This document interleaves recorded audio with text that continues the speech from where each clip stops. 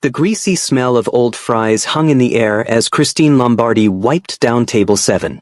Her feet ached, a constant reminder of the double shift she was pulling at Tony's diner. Just a few more hours, and she could go home to her tiny, cold apartment. As she stacked the dirty plates, her cloth brushed against something soft and out of place. A wallet. It wasn't just any wallet. It was made of the softest black leather she had ever felt, thick and heavy in her palm. She glanced around. The diner was empty except for Old Man Henderson snoring in the corner booth. Her fingers, clumsy with sudden nerves, fumbled it open. Her breath caught. It was stuffed with cash. Not just a few bills, but thick rolls of $100 notes. This was more money than she made in a year. Her heart thudded against her ribs. For a single, wild second, she thought of her mountain of bills, her broken-down car, the constant, grinding worry. She could take it. No one would ever know. But the thought was like a splash of cold water. It wasn't hers. With a shaky hand, she searched for an ID. No driver's license, no credit cards. Just a single, stark black card nestled in a slot. Embossed in silver were 2 words, Rodrigo Conti. Below that was a phone number, nothing else. Swallowing her fear, she used the sticky phone behind the counter. It rang once before a deep, gravelly voice answered, a voice that sounded like it had swallowed broken glass. Yes. Hello. Christine stammered. I found a wallet. At the diner. Does it belong to a Rodrigo Conti? There was a heavy silence on the other end, so complete she thought the line had gone dead. Where are you? The voice finally asked, not answering her question. Tony's Diner on Elm Street, she whispered. Stay there. The line went dead. Christine hugged her arms, suddenly feeling very cold. She had just invited a wolf into her simple life, and she could feel its breath on the back of her neck. He arrived an hour later, not with a bang, but with a presence that sucked all the sound from the room. The bell above the door didn't just jingle, it seemed to choke. Rodrigo Conti was tall, with broad shoulders that filled the doorway. His hair was dark, and his jaw was sharp enough to cut glass. But it was his eyes that froze her to the spot. They were the color of a stormy sky and just as cold, scanning the room and landing on her like a physical weight. He moved toward her, his walk smooth and silent, like a predator. 2 other large men followed him but stayed by the door, watching everyone and everything. Christine felt like a mouse trapped in an open field. You are the girl who called? He asked, his voice a low rumble. She could only nod, handing him the wallet. Her fingers brushed against his, and a jolt, like static electricity, shot up her arm. He took it, not even looking inside. You didn't take the money, he stated. It wasn't a question. It was an observation laced with disbelief. It wasn't mine, Christine said, finding her voice. It sounded small and weak in the vast space his presence created. A flicker of something, amusement, crossed his stone-like face. An honest woman. A rare thing. His stormy eyes looked her over, from her worn-out sneakers to her tired face. She felt he could see right through her, see every bill, every worry, every dream she'd ever given up on. You work hard here. It pays the bills, she said, lifting her chin a little, defiant. Not enough, I think, he replied, his gaze lingering on a small hole in the sleeve of her uniform. I am a man who repays his debts. I own a club, the Velvet Rose. It's a nicer establishment than this. I need a new hostess. The pay is 5 times what you make here. Christine's mind reeled. 5 times? It was an insane amount of money. It was an answer to every prayer she'd ever whispered in the dark.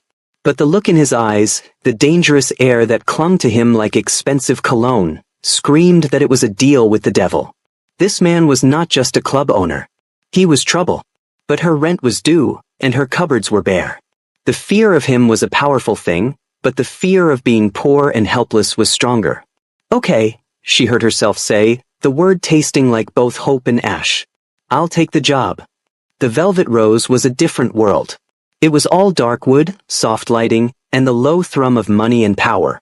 Men in sharp suits and women in glittering dresses sipped expensive drinks. Christine, in a simple black dress provided for her, felt like a sparrow among peacocks. And everywhere she went, she felt Rodrigo's eyes on her. He was always watching from his booth in the corner, a king on his throne, his cold gaze following her as she seated guests.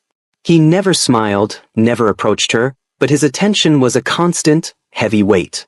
One night, the tension in the club was thicker than usual.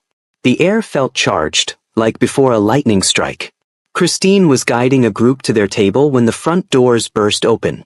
A group of hard-faced men stormed in. They weren't there to drink. Chaos erupted. Glasses shattered. People screamed. A man was thrown over a table. Christine stood frozen, terror rooting her to the spot. One of the invading men, his face twisted in anger, lunged toward Rodrigo's booth. He saw Christine in his path and shoved her aside violently.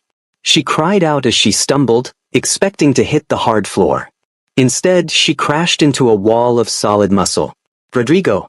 He had moved faster than she thought possible. He caught her with one arm, shoving her behind him, while his other hand held a gun, pointed straight at the attacker. The world narrowed to that moment. The loud bang, the smell of gunpowder, the safe, terrifying circle of his arm. In seconds, it was over. Rodrigo's men had handled the rest. The rival gang was dragged out. The music started again, a nervous whisper. Rodrigo turned to her, his eyes blazing. He grabbed her arm, his grip firm but not painful, and pulled her into a back office, slamming the door. "Are you hurt?" he demanded, his voice rough. She shook her head, trembling from head to toe. "No. This is my world, Christine," he said, his face inches from hers. "You saw nothing tonight. But they saw you. They saw me protect you." He let out a frustrated breath, running a hand through his hair. "I made a mistake. I brought you into my light, and now you are standing in my shadow. Your life is in danger because you are near me." Tears welled in her eyes. "What are you saying?" He looked at her, a storm of conflict in his gaze. Then, he said the words that would shatter her world and build a new, terrifying one in its place. "There is only one way I can protect you now. Only one reason that makes sense in my world for me to guard someone so closely." He paused, his stormy eyes locking with hers, stealing the air from her lungs. "You will marry me." The mansion was a beautiful prison. Its high ceilings echoed with silence, and the expensive furniture felt cold and unwelcoming. Christine was given her own room, far from Rodrigo's, a clear line drawn in the sand. She was his wife in name only, a piece on his chessboard he'd moved to protect. The arguments started immediately. "You can't just order me to stay inside all day," Christine yelled, her voice bouncing off the marble floors of the grand foyer. Rodrigo stood by the door, his posture rigid. "It's for your safety. This isn't a discussion, Christine." "I'm not your prisoner," she fired back, storming up to him, her small frame trembling with anger. She wasn't afraid of his scowl anymore. How could she be? He had already done the worst thing imaginable. He had stolen her life. "You are my wife," he said, his voice a low, controlled growl. "That makes you my responsibility. And in my world, that means you follow my rules." "Your world is a nightmare," she shouted. A strange flicker passed through his stormy eyes. He took a step closer, looming over her. The air crackled with a new, different kind of tension. It wasn't just anger anymore. It was a thrilling, dangerous energy that made her heart pound for a reason she didn't understand. "It's your world now, too," he whispered, his gaze dropping to her lips for a heartbeat before he turned and walked away, leaving her frustrated, confused, and utterly alone. A week later, he told her they were going to a party. "It's important. We must look like a real, happy couple," Rodrigo instructed, his tone all business as a designer draped her in a gown of deep emerald silk. "Stay close to me. Do not wander." The party was at a rival family's estate, a display of wealth and power even grander than Rodrigo's. Christine held onto his arm, her smile feeling painted on. She felt the stares, the whispers. "That's Conti's new wife, the waitress," the words slithered through the crowd. Then a man with a slick smile and cruel eyes, Marco Andretti, blocked their path. "Rodrigo, I heard you picked up a stray," he said, his voice dripping with fake cheer. He looked Christine up and down like she was a piece of meat. "Cute. But does she know which fork to use for her salad, or should we have the kitchen send out a spork?" Laughter tittered around them. Christine's face burned with humiliation. She opened her mouth to retort, but Rodrigo moved first. He didn't shout. He didn't even raise his voice. But the air went dead cold. In one fluid motion, he stepped in front of Christine, placing his body squarely between her and Marco. His hand shot out and gripped Marco's shoulder, his knuckles turning white.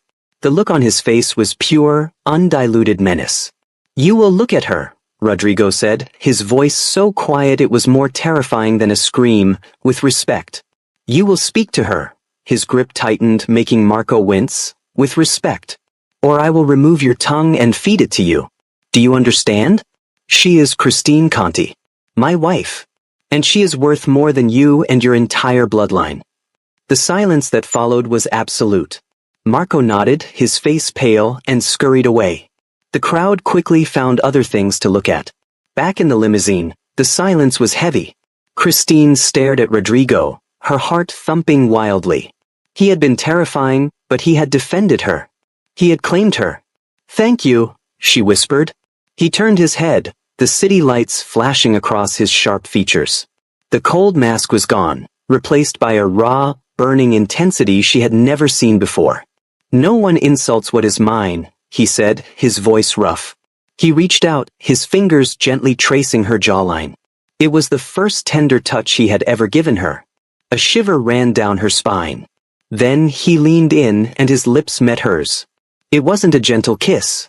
It was a collision, a fiery, desperate release of all the anger, tension, and forbidden attraction that had been simmering between them for weeks. It was a battle and a surrender all at once. When he finally pulled away, both of them were breathless. The hate was still there, but now it was tangled up with something else, something hot and burning and impossible to ignore. Something broke down that night. The walls between them developed a crack, and a fragile truce began to grow. Christine stopped yelling, and Rodrigo stopped giving orders. They started talking. Late one night, she found him in his study, a single lamp lighting the room, an old, faded photograph in his hand. She saw a younger Rodrigo, smiling, his arm around a man who shared his eyes. "My brother, Angelo," Rodrigo said, his voice softer than she'd ever heard it. "He didn't tell her to leave. The Andrettis, Marco's father, they killed him.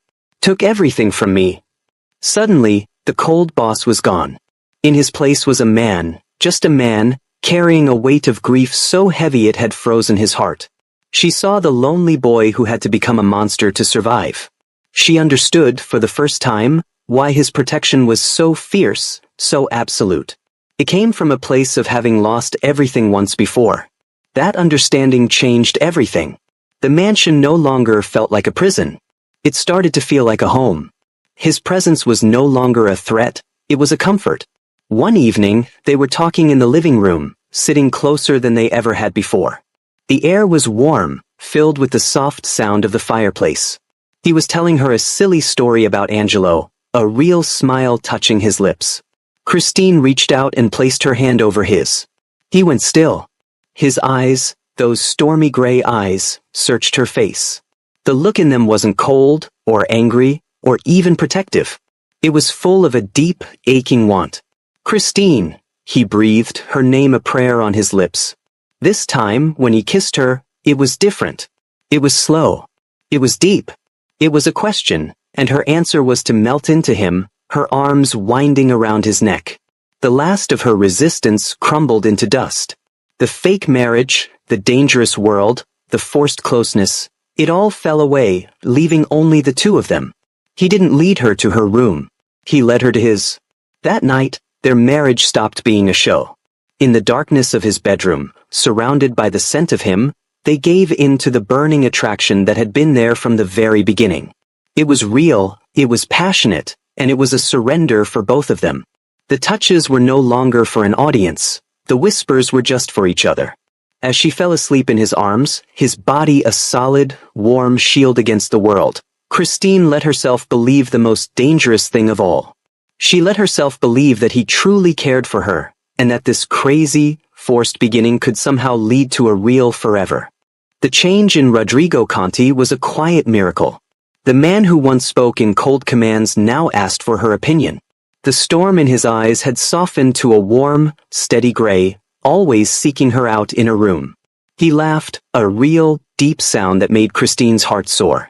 The mansion was no longer a prison of marble and silence. It was filled with their shared jokes, with the scent of meals they cooked together, with the warmth of a real home.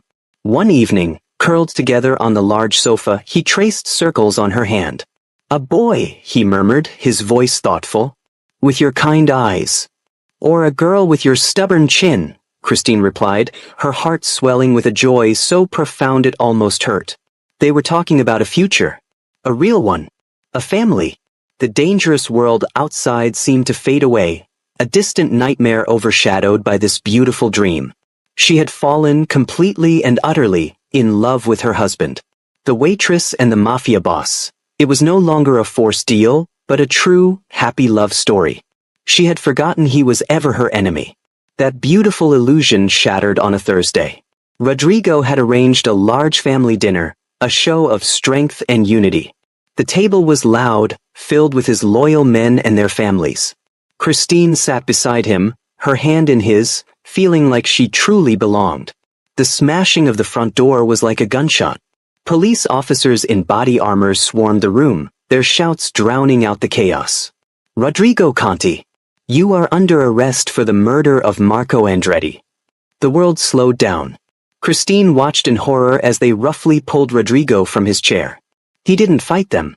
His eyes, those warm, loving eyes she had fallen asleep looking at just hours before, found hers across the table. But they weren't warm anymore. They were shattered, filled with a pain so deep it stole her breath. He looked at her not with love, but with a heartbreak that spoke of the deepest betrayal. "Christine," he whispered, the single word a question that broke her soul. She could only shake her head, tears streaming down her face. "No. Rodrigo, no." But he was already being dragged away, his final, devastated look branding itself into her memory. He believed she had done this. The evidence, they said, was perfect. A tip from a source very close to him. Christine was destroyed, a ghost wandering the halls of the suddenly freezing mansion. But her love for him was stronger than her grief. She worked desperately, calling lawyers, trying to find any clue, any thread that could lead to the real killer. Everyone believed it was her. The police saw a trapped wife seeking revenge. His men saw a traitor. In desperation, she sneaked into his private office, a room she had always respected as his alone. She had to find something, anything. Her fingers trembled as she searched the drawers, finding nothing. Then, her hand brushed against a seemingly solid panel at the back of the lowest drawer. It gave way with a soft click. A hidden compartment. Inside was a single, slim file. Her heart pounded with a sickening dread. She opened it, and the air left her lungs. They were pictures of her, but not from the diner, not from the time of the wallet. These were older, much older. There she was, laughing with a friend outside her community college. Here she was, carrying groceries in the rain, her coat pulled tight. In another, she was sitting on a park bench, reading a book, completely unaware. The dates on the photos were from over a year ago. Long, long before she ever found the wallet. Her eyes fell on a final document, a single typed page. It was a report. On her. Her habits, her work schedule, her life. And at the bottom, in Rodrigo's distinct, sharp handwriting, was a note. Asterisk, the wallet is the best approach. She is too honest to keep it. It will force a meeting. Asterisk. The truth crashed down on her, cold and cruel. The lost wallet wasn't an accident. Their entire meeting, their entire relationship, was a carefully constructed lie. He hadn't fallen in love with her over time. He had seen her, decided he wanted her, and orchestrated their entire chance encounter. He had manipulated her, trapped her in his world with a clever trick, all while pretending it was fate. The real betrayal wasn't hers. It was his. His first and most terrible. The man she loved, the father of the child she now realized she was carrying, had never been real at all. What would you do if you discovered your entire love story was a lie? Could you ever forgive such a beginning? Let us know which country you're watching from and share your thoughts in the comments below. Your perspective is the final chapter to this story.